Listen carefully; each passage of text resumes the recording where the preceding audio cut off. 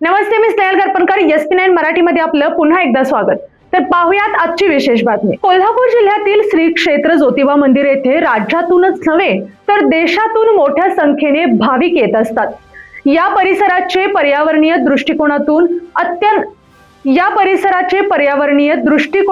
अत्यंत महत्त्व आहे.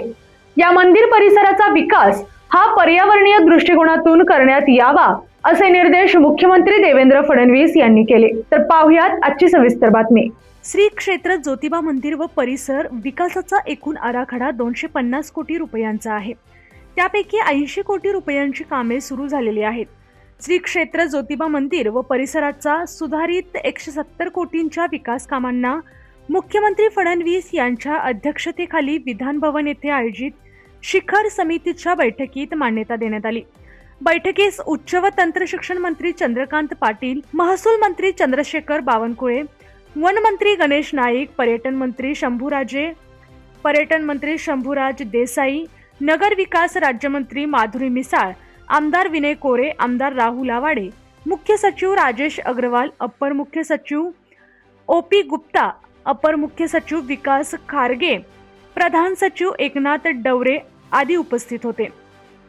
मुख्यमंत्री फडणवीस म्हणाले, ज्योतिबा मंदिर डोंगर परिसराचा विकास करताना मोठ्या प्रमाणावर वृक्ष लागवड करण्यात यावी. आधी लागवड केलेल्या वृक्षांचे जिवंत राहण्याचे प्रमाण वाढवण्यात यावे.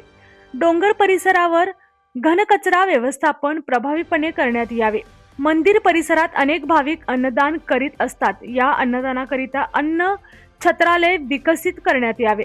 येथे जास्तीत जास्त भाविक सामावून घेण्याची क्षमता असावी. मुख्यमंत्री फडणवीस म्हणाले, डोंगर परिसराचे पर्यावरणीय महत्त्व लक्षात घेता येथे असणाऱ्या वस्तीमधील सांडपाणी व्यवस्थापन करावे. येथे येणाऱ्या भाविकांची संख्या लक्षात घेता स्वच्छतेबाबत काटेकोर नियोजन करावे. डोंगर परिसरात असलेल्या वन जमिनीचे नियमानुसार हस्तांतरण करून मंदिर परिसराचा विकास व्हावा यासाठी स्वतंत्र प्राधिकरण बैठकीत सादरीकरण कोल्हापूर जिल्हाधिकारी अमोल येडगे यांनी केले. थोडक्यात विकास आराखडा कोल्हापूर जिल्ह्यातील पन्हाळा तालुक्यात असलेल्या श्री ज्योतिबा डोंगरावरील जुन्या पायवाटांचे दुरुस्तीसह रुंदीकरण करण्यात येणार आहे. तसेच पायवाटांच्या बाजूने विविध प्रकल्पांमध्ये बांधित होणाऱ्या वृक्षांचे पुनरोपण, CCTV नियंत्रण कक्ष, विद्युत नियंत्रण कक्ष, पोलीस कक्ष व व्यवस्थापन कार्यालय, यमाई देवी मंदिर परिसरात भाविकांसाठी सुविधा केंद्र, मंदिराचे दक्षिण द्वार प्रवेश मार्गाची दुरुस्ती, शाहूकालीन हुजूरवाडा इमारत संवर्धन, कुशिरे ते गायमुख तलाव पार्किंगसह पादचारी मार्गाचा विकास, 5 मेगावॉट क्षमतेचे वीज उपकेंद्र व सौर ऊर्जा प्रकल्प, भाविकांसाठी निवास व्यवस्था, प्राथमिक आरोग्य सुविधा व कक्ष, अन्नछत्र, वाडी रत्नागिरी गावामधील रहिवासी व भाविकांसाठी कायमस्वरूपी पाणी पुरवठा व्यवस्थापन करण्यात येणार आहे. यांनी अशाच बातम्यांसाठी पाहत रहा SP9 Marathi. Your time your news. धन्यवाद.